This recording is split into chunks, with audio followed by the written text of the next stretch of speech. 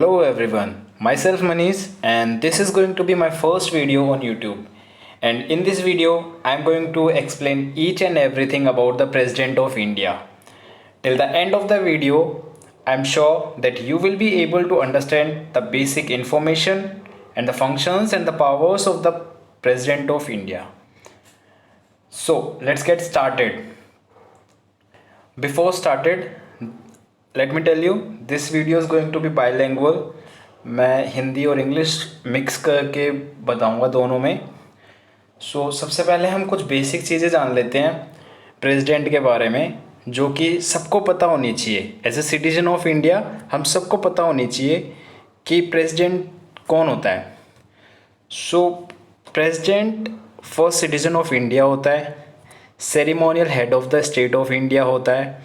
Ceremonial head of the state का मतलब होता है, आप कंफ्यूज मत होना, इसका मतलब होता है कि कोई भी फॉर्मल रिलीजियस और पब्लिक इवेंट्स होगा ना, वहाँ पे प्रेसिडेंट हेड बन के जाता है. वैसे अगर गवर्नमेंट में कोई फंक्शंस करना होगा, कोई काम करना होगा, तो प्रेसिडेंट के तो सिर्फ साइन चाहिए होते हैं. असली काम तो पीएम करता है. पीएम उसको ऑर्डर देता है. नॉट ऑर्डर नहीं कह सकते, माई मिस्टेक, सॉरी, ऑर्डर नहीं कह सकते, बट हाँ, रियल पावर पीएम के पास होती है और प्रेसिडेंट के पास सिर्फ नाम की पावर होती है. ओके, सेरेमोनियल हेड का मतलब समझ में आ गया. फिर बात करते हैं, एक मिनट रुको.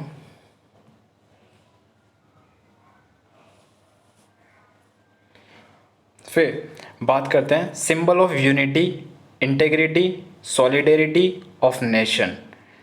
Symbol of unity. Unity means something which comes together. Like Sardar Vallabh Bhai Patel ने जितनी भी प्रिंसली स्टेट्स थी सबको एक इंडिया में इन्वॉल्व करा, उनको मिक्स करा. कुछ नहीं मान रहे थे, जैसे हैदराबाद का निज़ाम था, वो लोग नहीं मान रहे थे, लेकिन सरदार वल्लभ भाई पटेल ने कैसे जैसे करके उन सबको एक नेशन में मिलाया. तो हम कह सकते हैं unity means something which is not breakable. Like बहुत सारे लोग इकट्ठा लेके रहे. यूनिटी, एकता. Okay. Integrity. It's a sub part of the unity. Integrity को हम अखंडता बोल सकते हैं. Okay. Solidarity of the nation. Like solidarity of the nation means power of the nation, the sovereignty of the nation, right. Friends, यहाँ पे ना कुछ यूनिटी, इंटेग्रिटी और सॉलिडेरिटी वर्ड्स, यहाँ पे कुछ ऐसे वर्ड्स आए हैं जो कि हमारे प्रियम्बल में भी हैं. इनमें से कुछ वर्ड, तो मैं आपको कुछ वर्ड्स बताना चाहता हूँ जो कि प्रियम्बल में हैं. जैसे कि हम कह सकते हैं SSDR. ये एक ट्रिक है, याद रख लो, SSDR. तो SSS लाइक 3 बार S और DR.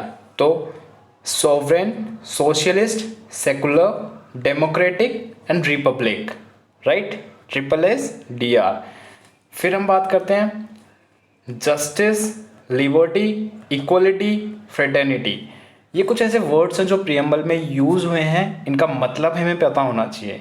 अगर तुम्हें जिसका मतलब पता है तो बताना, मुझे कमेंट करना, और मतलब नहीं पता तो इनके सर्च करना और पता करना कि इनका मतलब क्या होता है. ठीक है, चलो बात करते हैं नेक्स्ट टॉपिक पे. Commander in chief of the Indian arm force.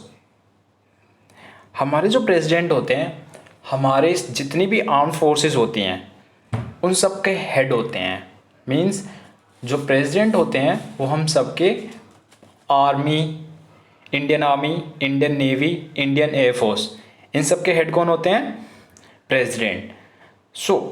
मैं आपको थोड़ी सी चीज़ें बताना चाहता हूँ यहाँ पे इंडियन आर्मी के बारे में, इंडियन नेवी के बारे में और इंडियन एयरफोर्स के बारे में, क्योंकि ये अब आए हैं तो इनके बारे में थोड़ा थोड़ा डीपली पढ़ते हुए चलते हैं. ठीक है. तो Indian arm force consist of 3 professional uniform services, right. And these are Indian army, Indian navy, Indian air force. So let's get started, talk about the Indian Army. Indian Army. The first thing, Indian army, इसको हिंदी में क्या बोलते हैं? भारतीय थल सेना। थल, थल means the land based branch, means जो कि जमीन पे लड़े जाते हो, जो युद्ध आमने सामने खड़े होकर लड़े जाते हो, वो कौन सी फोर्स लड़ती है? वो लड़ती है इंडियन आर्मी। सो बेसिकली भारतीय थल सेना बोलते हैं हम इसको। ये जैसे हमारी अब आर्मी है, तो इसकी स्टार्टिंग तो हुई होगी ना कहीं से, कहाँ से हुई होगी इनकी स्टार्टिंग? तो हमारे ऊपर रूल्स किसने किया था? ब्रिटिशर्स ने। तो जो ब्रिटिशर्स यहाँ पे आए थे, उन्होंने इंडिया के ही लोगों को, कॉलोनियलिज्म में इंडिया ही लोगों को अपने अपने लिए यूज़ करते थे, वो अपनी तरफ से लड़ाते थे। तो उन्हीं वहीं से ओरिजिनेटेड हुई है हमारी इंडियन आर्मी भी। सो 1600 के अराउंड ईस्ट इंडिया कंपनी आई थी इंडिया में, तो वहीं से ओरिजिनेटेड हुई है। सो इसकी एक पर्टिकुलर डेट है, दैट इज़ 1 अप्रैल 1895। 1 अप्रैल 1985 को ये फाउंड की गई थी। इसका रोल क्या है? इंडियन आर्मी कहाँ लड़ती है?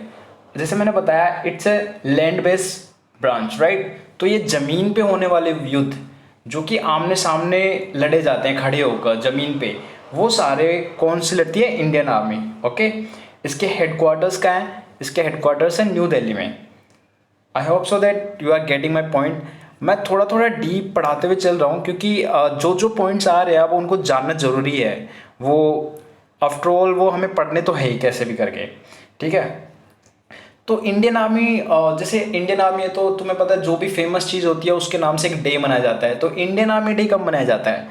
सो इंडियन आर्मी डे मनाया जाता है 15 जनवरी। 15 जनवरी, 15 जनवरी को इंडियन आर्मी डे मनाया जाता है। एंड जैसे मैंने बताया, chief of the Indian army कौन होता है? Chief head of the Indian army तो होता है president. And chief of the army staff, chief of the army staff, army staff का चीफ कौन होता है? मैं आपको आर्मी का हेड नहीं बता रहा हूं, आर्मी स्टाफ का चीफ कौन होता है?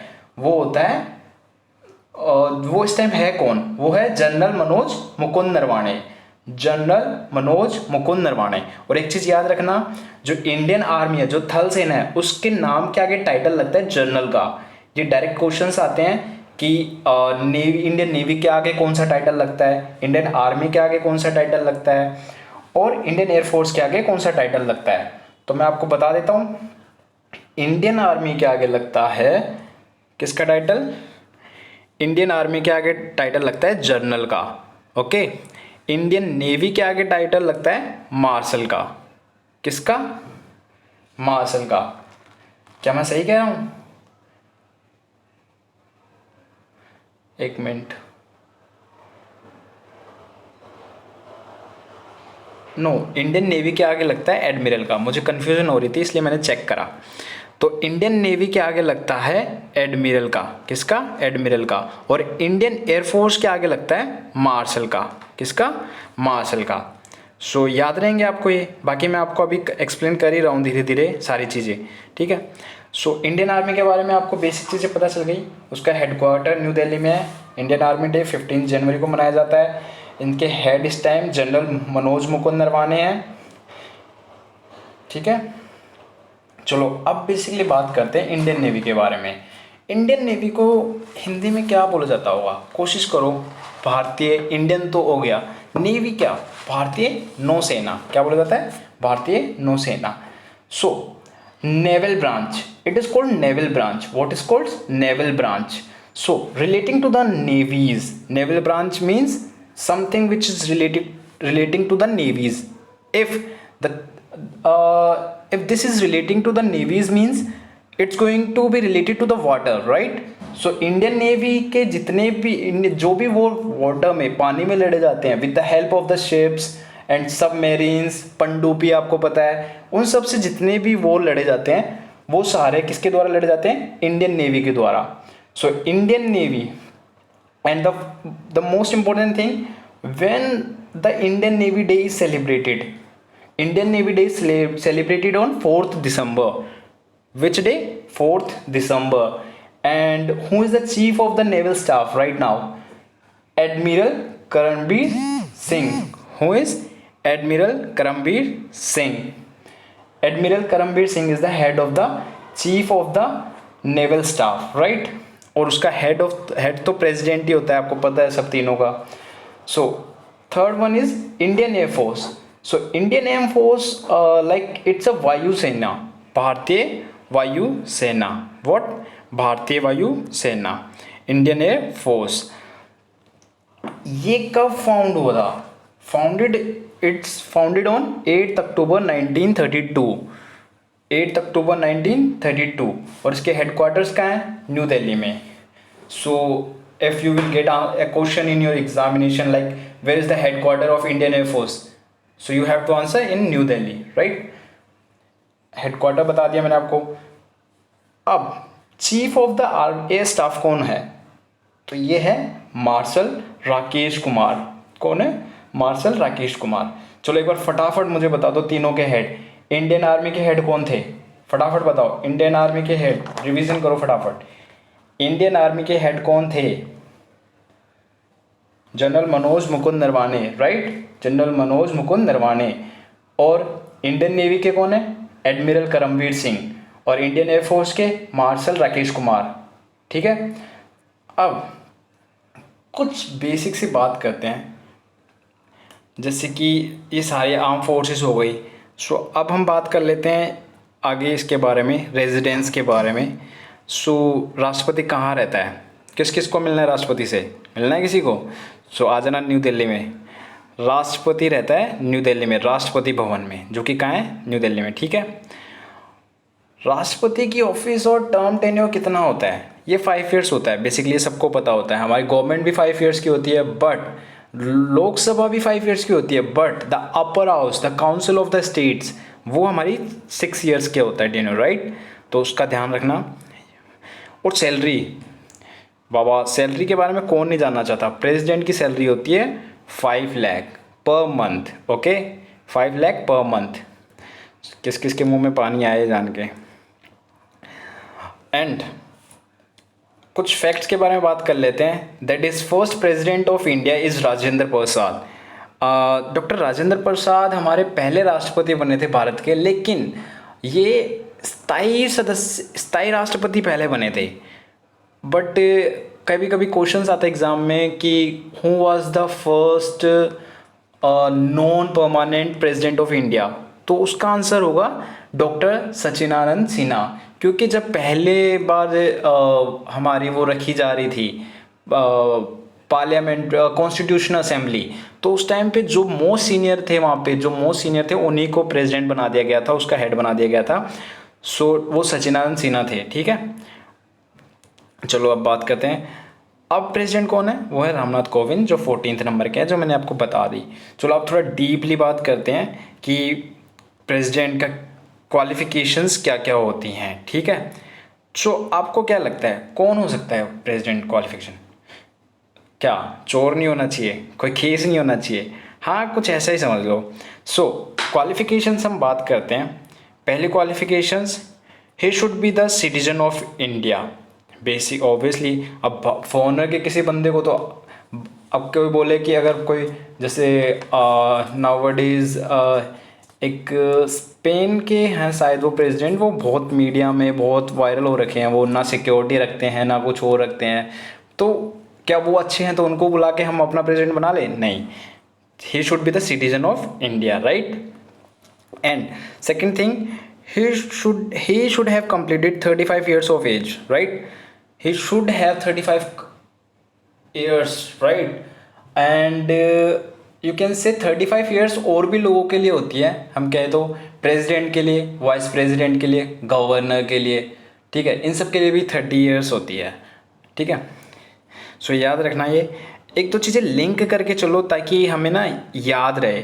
तो ये 35 years किस किस के लिए होती है? गवर्नर के लिए, वीपी के लिए, वाइस प्रेसिडेंट के लिए, प्रेसिडेंट के लिए, राइट? ये इन सब के लिए ज़रूरी होती है 35 years। फिर अगली चीज़, he should be qualified for the election as a member of the Lok Sabha. What?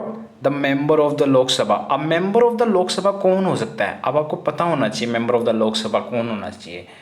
अभी के लिए मैं आपको सिर्फ इतना बता रहा हूँ कि लोकसभा मेंबर बनने के लिए जो एज होती है वो 25 years होती है। ठीक है, सो अब पता करना आप कि लोकसभा का मेंबर कौन बन सकता है, वो जो लोकसभा का मेंबर एलिजिबल बनने लायक होगा, जो एलिजिबल होगा लोकसभा के मेंबर के लिए, वही प्रेसिडेंट के लिए भी एलिजिबल होगा। Okay, he should not hold any office of profit under union and state public authority. अब ऑब्वियसली बात है यार, एक बंदा दो दो काम तो एक साथ नहीं कर सकता ना। उसको पहले का ऐसे काम, जैसे कि आप एक जॉब कर रहे हो फिर आप दूसरी जॉब भी कर लो, पैसा कमा लो, ऐसा नहीं हो सकता ना। एक ही ऑफिस है आपकी, वो प्रेसिडेंट की होनी चाहिए। आपको कोई ऑफिस कोई और चीज़ नहीं करनी, आप एक टाइम पे एक ही काम करो, ठीक है। वैसे बहुत कम लोग होते हैं जो आजकल एक टाइम पे एक ही काम करते हैं। नाउ हम इसके बारे में बात करते हैं, इलेक्शंस ऑफ द प्रेसिडेंट। ये कॉन्स्टिट्यूशन के आर्टिकल 54 में होते हैं। आप कॉन्स्टिट्यूशन की बेसिक इन्फॉर्मेशंस लेना चाहते हो क्या, लाइक कौन से पार्ट में है, मैं लास्ट में दूंगा, ठीक है। इलेक्शंस ऑफ द प्रेसिडेंट, देखो ये प्रेसिडेंट होते हैं, मैं आपको ड्रॉ करके दिखा देता हूँ, फिर आपको ये पढ़ के भी सुना दूंगा क्या होता है बेसिकली। देखो प्रेसिडेंट होता है, प्रेसिडेंट है, इधर है लोकसभा, इधर है राज्यसभा, ठीक है। यहाँ के इलेक्टेड मेंबर, यहाँ के इलेक्टेड मेंबर, ठीक है, ये वोट करेंगे। प्लस हमारे कितने स्टेट्स हैं, 28 स्टेट्स, वहाँ से कौन आएगा, एमएलएज, कौन आएगा, एमएलएज वहाँ के।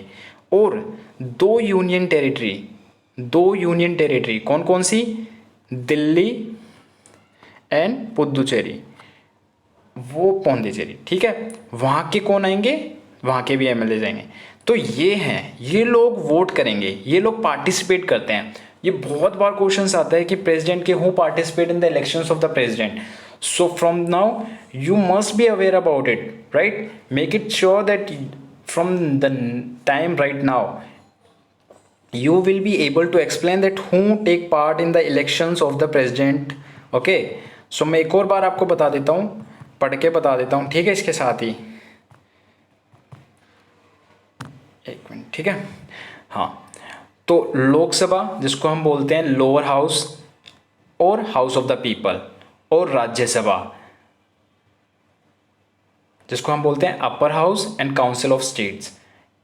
ये लोकसभा और राज्यसभा, इन दोनों में जो इलेक्टेड मेंबर्स होंगे, ठीक है, और जो 28 सीट्स के एमएलए होंगे, ठीक है। फिर दोबारा बता रहा हूँ, इनके इलेक्टेड मेंबर और इनके इलेक्टेड मेंबर, ये प्लस मैंने इसीलिए लगाया है, ये प्लस यहाँ भी आना चाहिए, प्लस ये प्लस प्लस ये प्लस ये सारे मिलके इलेक्ट करते हैं प्रेसिडेंट को, ठीक है।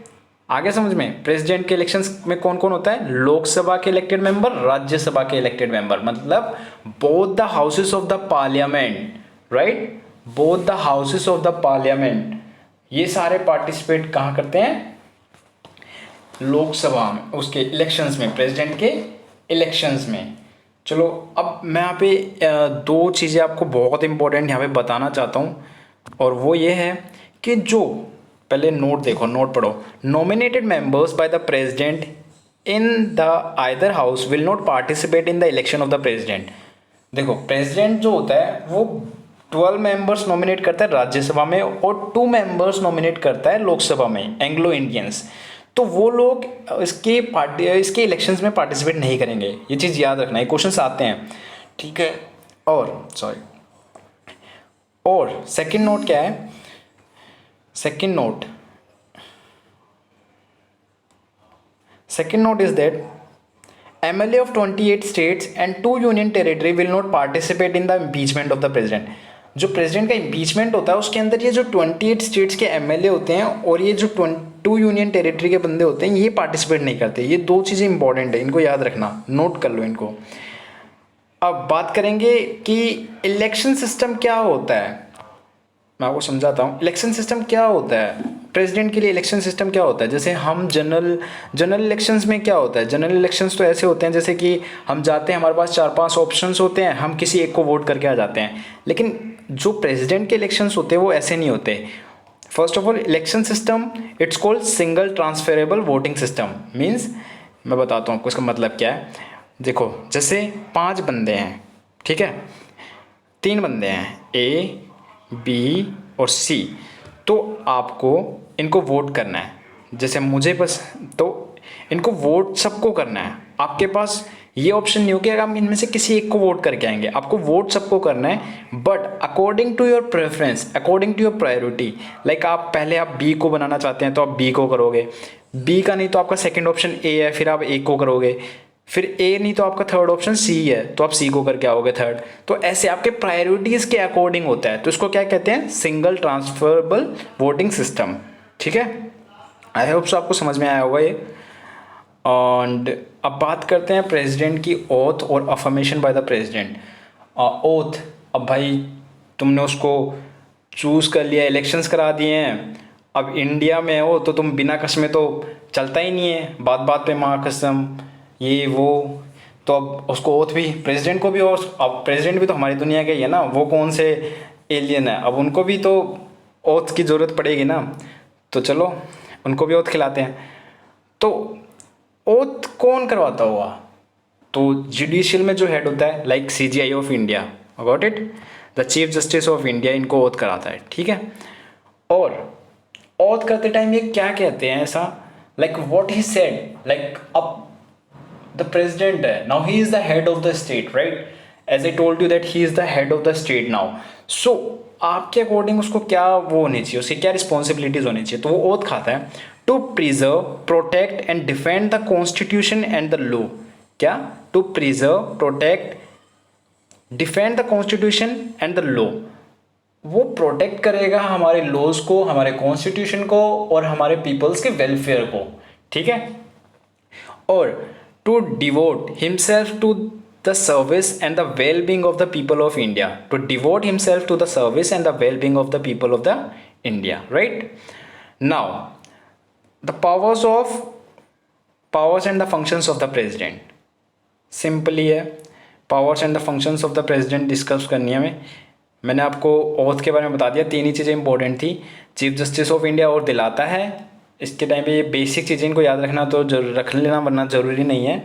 To preserve, protect and defend the constitution and the law, to devote himself to the service and the well being of the people of India. ठीक है, चलो अब powers and the functions of the president.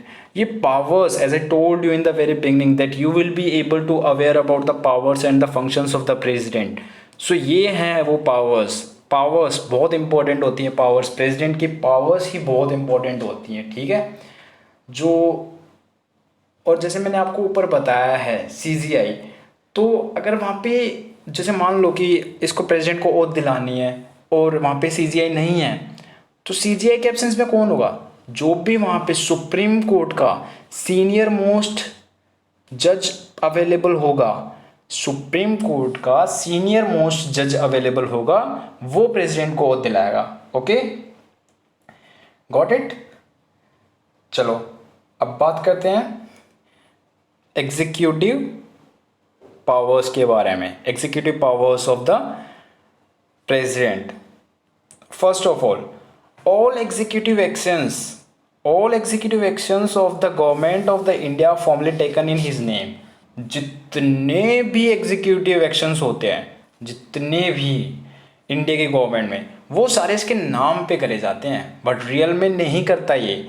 As I told you, ये नॉमिनियल head होता है, तो ये real में नहीं करता, फॉर्मली इसका नाम लिया जाता है, इसके साइन चाहिए होते हैं बस, बाकी फंक्शंस कोई और करता है। ठीक है, और अब बेसिक अपॉइंटमेंट्स के बारे में बात कर लेते हैं।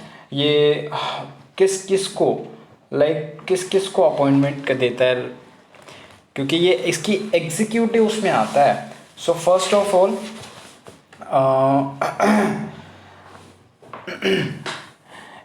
all executive actions of the government in India formally taken in his name, he appoints PM and other ministers। PM कौन है, हमारे नरेंद्र मोदी। ठीक है, उनको अपॉइंट यही करते हैं। और जो ये अदर मिनिस्टर्स होते हैं, इनको ये डायरेक्टली अपॉइंट नहीं करता, PM advise him to appoint them, okay, then he take the name of them. So मैं कह रहा हूँ यहाँ पे कि जो PM है, जो other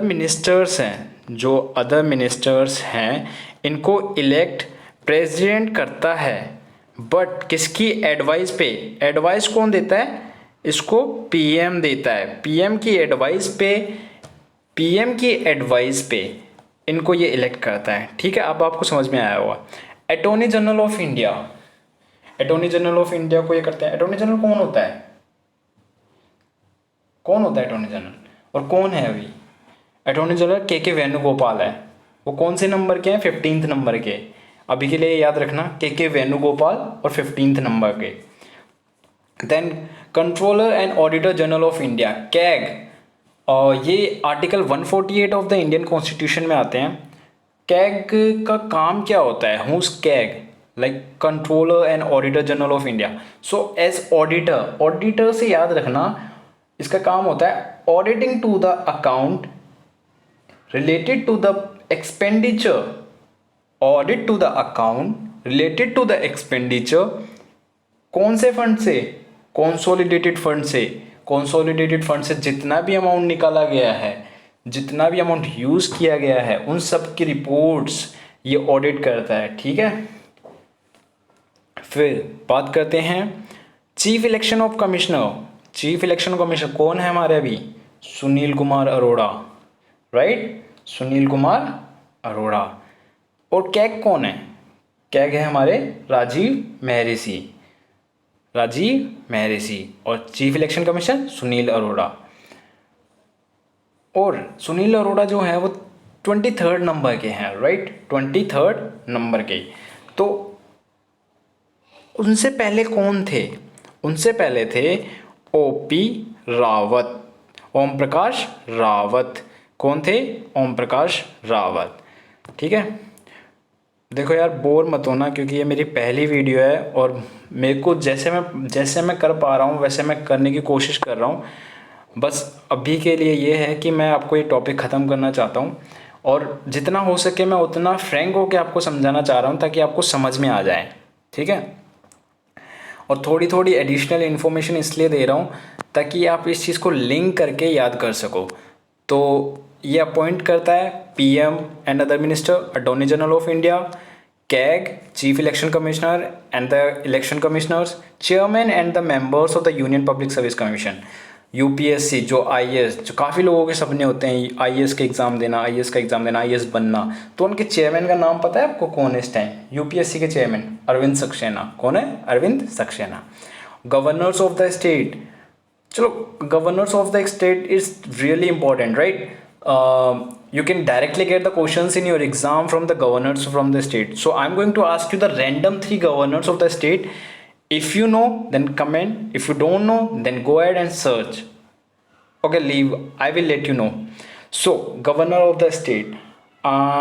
Tell me who is the governor of Uttar Pradesh? Uttar Pradesh. The CM is Yogi Adityanath, but who is the governor of UP? पता है? नहीं पता हो तो बहुत अच्छी बात है, नहीं पता तो आनंदीबेन पटेल।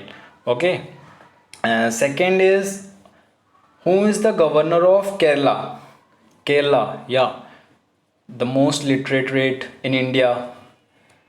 केरला की है कौन है केरला के गवर्नर? आरिफ मोहम्मद खान। कौन है? आरिफ मोहम्मद खान। चलो पंजाब के बताओ। चलो पंजाब बहुत न्यूज़ में रहता है, पंजाब के बताओ। पंजाब के हैं वीपी सिंह, वीपी सिंह। ठीक है, चलो हमने 4-5 के बारे में बात कर ली। अब करते हैं chairman and the members of the finance commission.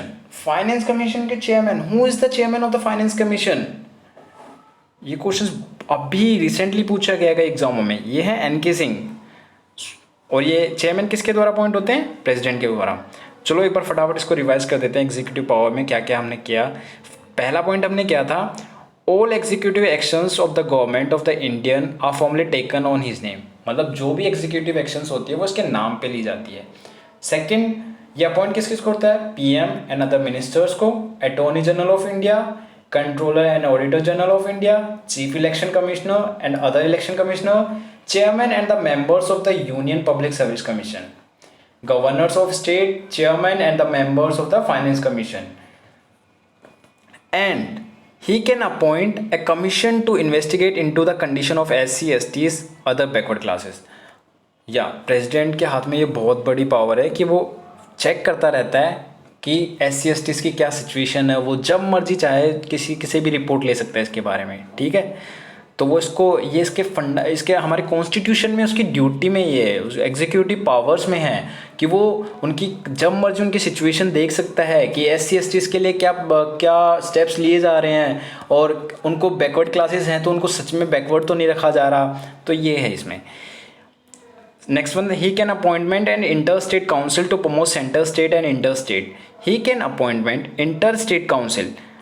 Inter state council से आपको क्या समझ में आ रहा है? इंटर स्टेट काउंसिल मतलब कि स्टेट और यूनियन के बीच अच्छे रिलेशंस के लिए ये इंटर स्टेट काउंसिल क्या होता है? ऑर्गेनाइज होता है, ठीक है। Next one, he directly administers the union territories and the through administer appointed by. जितने भी यूनियन टेरिटरीज हैं हमारे इंडिया में, कितने हैं? पहले 7 थे, अब 9 हो गए हैं, ठीक है। लद्दाख और जम्मू कश्मीर जुड़ गए हैं। तो ही डायरेक्टली मीन्स वो यूनियन टेरिटरीज में एडमिनिस्ट्रेटर्स होते हैं, वो डायरेक्टली अपॉइंट करता है। He directly appoints the administrators, he directly appoints the administrators in the union territories and then administer them, okay. He can seek any information relating to the administration of the affairs of the union and the proposals of legislation from the। इसका मतलब इतना है कि ये PM से union के बारे में कोई भी जानकारी, कोई भी इंफॉर्मेशन ये कभी भी मांग सकता है और पीएम को वो देनी पड़ेगी, ठीक है। He can declare any areas as a schedule area and has power with the respect to the administrator at the schedule and tribal areas. Basically ये कुछ पर्टिकुलर एरियाज़ के बारे में बात की जाती है, जैसे वहाँ नॉर्थ ईस्ट में है हमारे मेघालय, मिजोरम, वहाँ पे बहुत सारे STs हैं जो बैकवर्ड हैं, तो ये उनके लिए है पावर, ठीक है। एग्जीक्यूटिव पावर्स हो गई। अब बात करते हैं legislative powers. Legislative means to make law, right. So legislative power होती है। लेजिस्लेटिव पावर में सबसे पहले हम कहते हैं ही कैन समन और प्रोग्राम। यहाँ पे 2 वर्ड्स हैं, इनका मतलब क्या होता है? समन का मतलब होता है कि स्टार्टिंग, समन का मतलब होता है किसी चीज़ की स्टार्टिंग, राइट। और प्रोप का मतलब क्या होता है? Ending. Like this means starting of the session and ending of the session. ये किसके हाथ में होती है? प्रेसिडेंट के हाथ में, ठीक है। He can also summon a joint sitting session. Joint sitting session means basically ये जब भी जॉइंट सिटिंग की बात आती है, आप याद रखना, इंटर स्टेट और यूनियन के बीच जब भी कोई कंट्रोवर्सी टॉपिक चल रहा होगा या कोई बिल होगा जिसको वो पास नहीं कर पा रहे होंगे, there will always be a bill which is not going to be passed by the president. That's why he is going to call a joint summon. Joint summon कब बुलाया जाता है? जब कंट्रोवर्सी टॉपिक्स चल रहे होते हैं यूनियन और स्टेट्स के बीच, राइट। फिर अब बात करते हैं 2 इंपॉर्टेंट चीज़ें, 2 फैक्ट हैं ये कि address the first session of each year. Every new year का जो फर्स्ट सेशन होगा वो कौन एड्रेस करेगा? President. Address the first session after general elections होने के बाद सबसे पहला सेशन जो होगा उसको कौन एड्रेस करेगा? प्रेसिडेंट, ठीक है। ये सबको पता है कि 12 मेंबर्स नॉमिनेट करता है राज्यसभा में और 2 एंग्लो इंडियंस नॉमिनेट करता है लोकसभा में, ठीक है। फिर बात करते हैं his prior permission need to introduce the bill in the parliament. देखो, पार्लियामेंट में अगर कोई बिल पास करना है तो पहले इसकी प्रायर परमिशन चाहिए होती है। प्रायर परमिशन, ये पहले परमिशन देता है कि ये पास होगा नहीं होगा, ठीक है। He can publicise ordinance when parliament is not in the session. इसके बारे में मैं आपसे अभी कुछ बात करना चाहता हूँ। पब्लिसाइज ऑर्डिनेंस क्या मतलब समझते हो आप इसका? पब्लिसाइज ऑर्डिनेंस का मतलब क्या समझते हो? क्योंकि अभी ना रिसेंटली मैं आपको 2 चीज़ें बताता हूँ। 22 अप्रैल 2020 को अभी रिसेंटली क्या हो रहा है? कोरोना चल रहा है। तो कोरोना के ऊपर क्या किया था, हम अभी कोरोना की वजह से हमारे सेशंस सस्पेंड चल रहे हैं ऑब्वियसली, जैसे इसमें लिखा हुआ है पार्लियामेंट सेशन इज़ नो, नहीं हो रहे हो जब, तो एक ऑर्डिनेंस लाया गया। ऑर्डिनेंस किस लिए था? To end violence against doctors and health care workers.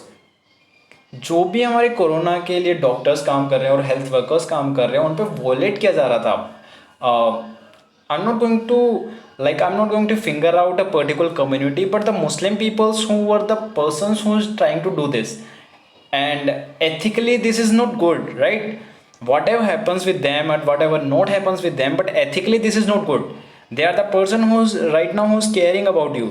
So एक बिल आया है अभी 22 को violence against doctors and health care workers को एंड करने के लिए, ठीक है, ऑर्डिनेंस। तो ऑर्डिनेंस का मतलब समझा रहा हूँ, जैसे पार्लियामेंट के सेशन तो हो नहीं रहे अभी कोरोना की वजह से, तो ऑर्डिनेंस होता है, प्रेसिडेंट ऑर्डिनेंस ले आता है और उसको अप्रूव करना पड़ता है इनको 6 वीक्स के अंदर, ओके। और जो ये ऑर्डिनेंस आया इसके अकॉर्डिंग क्या है, अभी करंट अफेयर की न्यूज़ है तो इसको पूरी कवर कर लेते हैं। जो ये वॉयलेंस को एंड खत्म करने के लिए जो ऑर्डिनेंस आया है उसके लिए अगर सज़ा है तो वो पनिशमेंट क्या है, the punishment is 6 months to 7 years, okay.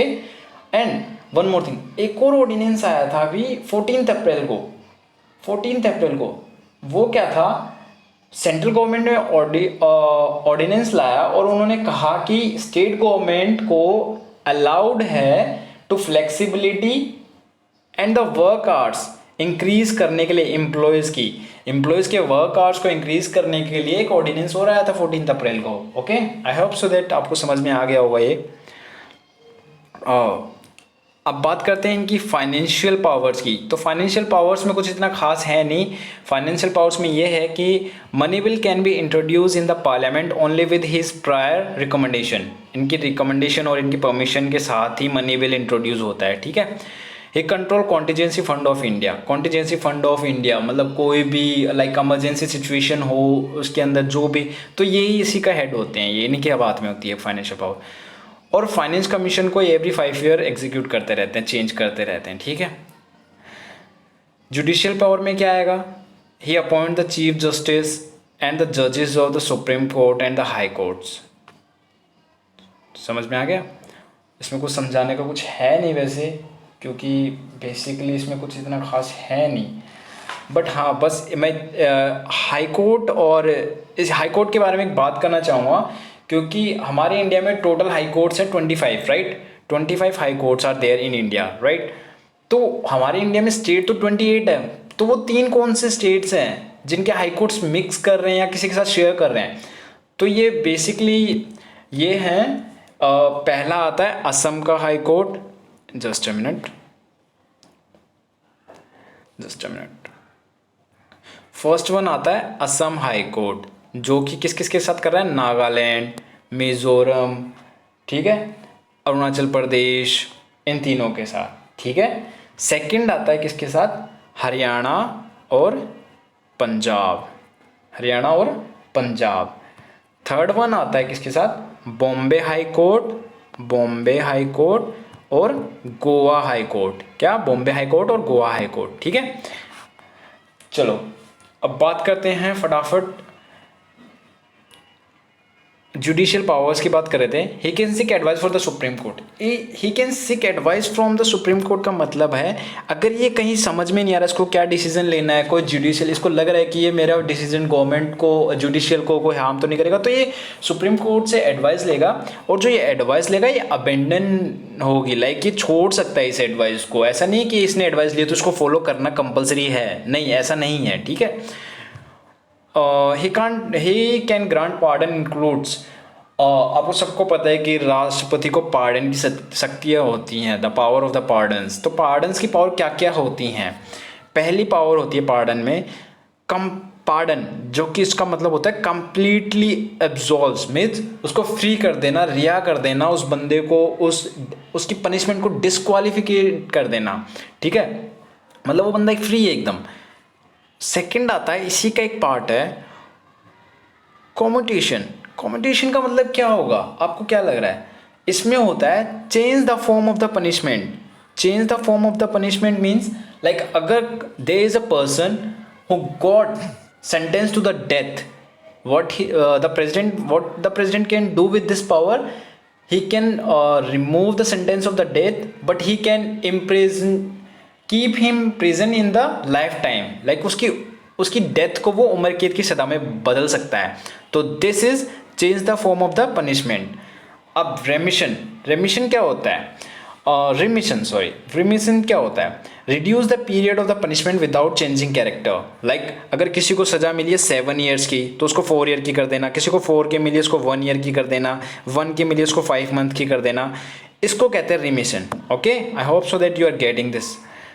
फिर रिस्पाइट क्या होता है? रिस्पाइट, रिस्पाइट का मतलब क्या होता है?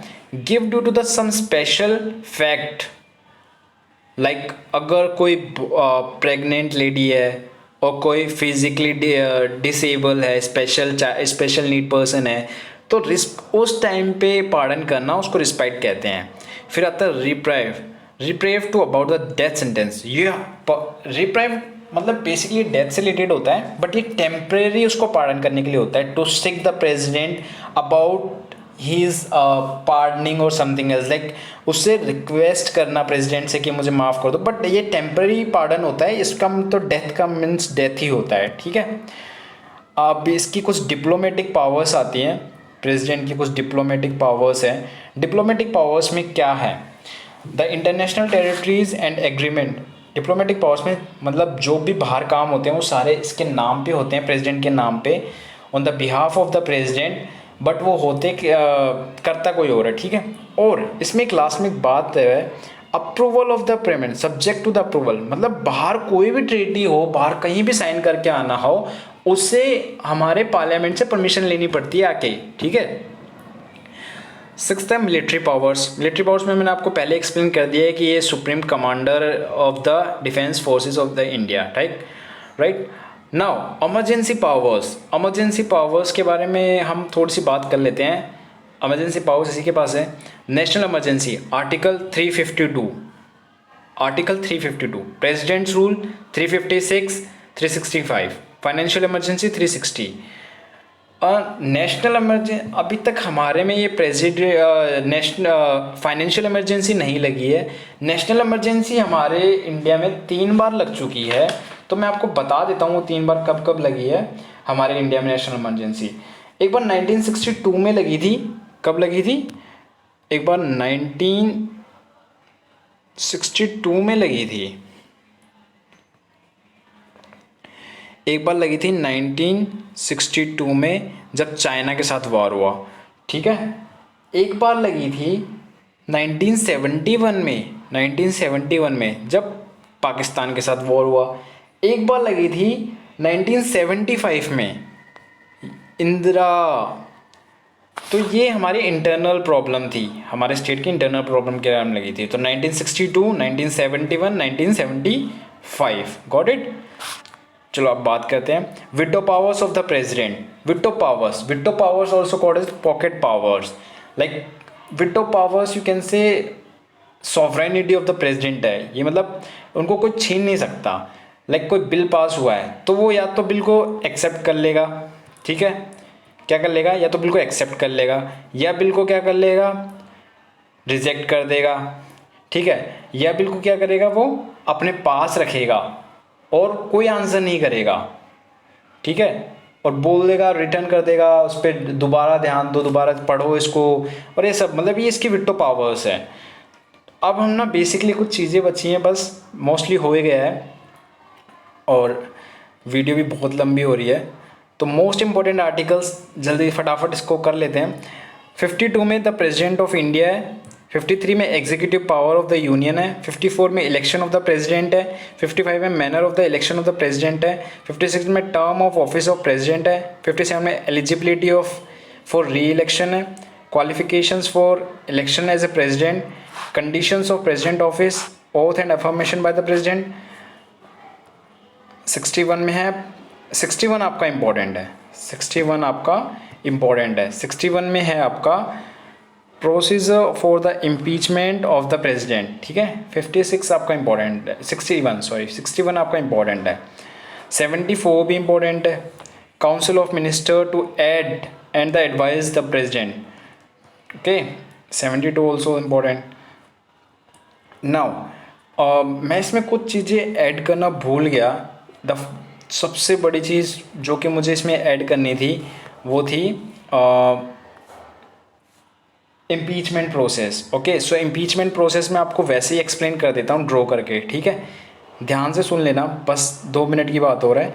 इम्पीचमेंट आपका ध्यान से सुन लो बस, इम्पीचमेंट होता क्या है।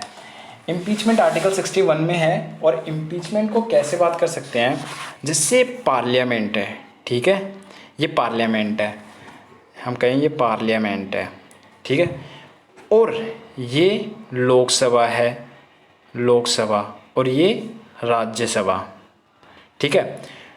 बिल पास होता है, बिल कहाँ से पास हो डजेंट मैटर। इम्पीचमेंट के लिए बिल नहीं, सॉरी, इम्पीचमेंट के लिए नोटिस कहाँ पास हो, यहाँ भी हो सकता है और यहाँ भी हो सकता है, लोकसभा और राज्यसभा दोनों में हो सकता है। जिसमें भी हो पहले उसके 1/4 members, the 1/4 members of the Lok Sabha will give a notice in return. Focus on it, what I'm saying, in return 1/4 members notice देंगे किसको, प्रेसिडेंट को, 1/4 मेंबर्स के साथ राज्यसभा को देंगे, ठीक है, 1/4 मेंबर्स के साथ, ठीक है। और अगर राज्यसभा में हो तो ये 1/4 मेंबर्स के साथ देंगे। चलो हम यहाँ पे बात कर लेते हैं कि ये हुआ है लोकसभा में, ठीक है, ये किस में हुआ है, लोकसभा में हुआ है, प्रेसिडेंट, ये लोकसभा, ये राज्यसभा में हुआ है।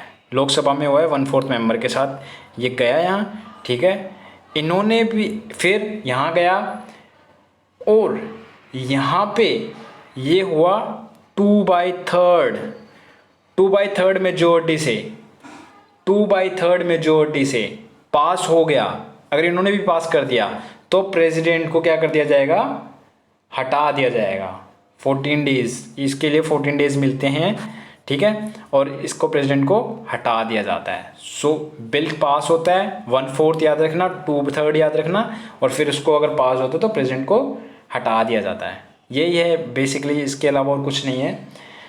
अब इम्पॉर्टेंट है कि इसके कुछ क्वेश्चंस रह गए हैं प्रेसिडेंट से रिलेटेड। क्वेश्चंस में एक नेक्स्ट वीडियो लाऊंगा जिसमें प्रेसिडेंट से रिलेटेड जितने भी क्वेश्चंस होंगे वो सारे मैं इसमें लेके आऊँगा। सो गाइज, ये मैंने छोटी सी कोशिश करी है आपको समझाने की। This was my first video and I don't know मैं कैसा आपको पढ़ा पाया और कैसा नहीं पढ़ा पाया। इवन पढ़ा क्या, मैं तो बस अब कोशिश कर रहा था कि आपका एक टॉपिक समझा पाऊँ। अगर मैं समझा पाया तो ठीक है, कमेंट करो, मुझे बताओ कि क्या क्या चीज़ें मैंने गलत करी, क्या क्या चीज़ें मुझसे और इम्प्रूव करनी चाहिए। Okay, so take care, bye, and please like and share and subscribe my channel. Goodbye. Take care.